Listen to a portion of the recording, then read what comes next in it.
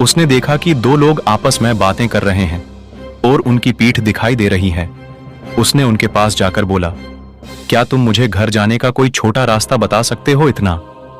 उसने कहते ही वो दो लोग उसके सामने से ऐसे फुर हुए कि वहां कोई था भी या नहीं। उनके गायब होते ही उसके पसीने छूट गए और वह बेहोश हो गया। जब उसे होश आया तो वह क्या देखता है कि वो सपने वाला आदमी उसके सामने खड़ी डिडियाहा है। बड़ी बड़ी लाल आंखें, दांत बाहर निकले हुए ऊपर से नीचे तक, इतना भयानक कि वह डर गया और पागल सा होकर भागने लगा। उसने देखा कि एक भालू उसकी ओर भागता हुआ आया और उसके ऊपर झपटा। उसे लगा कि अब नहीं बचने वाला।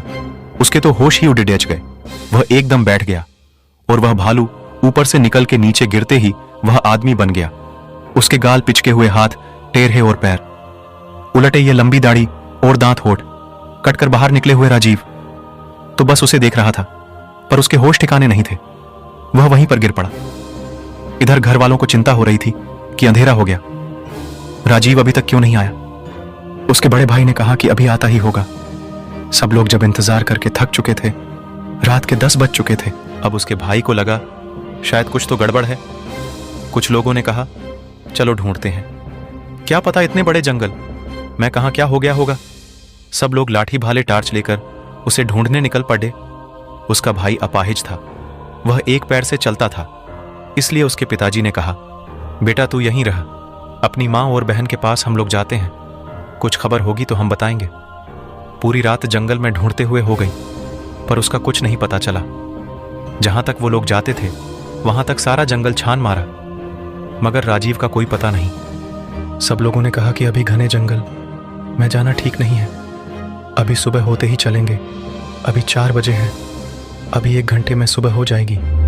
सब लोगों ने वहीं बैठकर सुबह का इंतजार करने लगे। थोड़ी देर बाद सुबह हो गई। सब लोगों ने कहा, चलो अब चलते हैं। सब लोग चल दिए, आवाज लगते हुए, राजीव राजीव पर।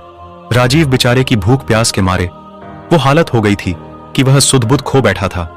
उसे अब यह नहीं पता कि मैं कहां पर हूं। 2 दिन हो गए राजीव का कहीं पता नहीं चला। अब सब लोग परेशान थे।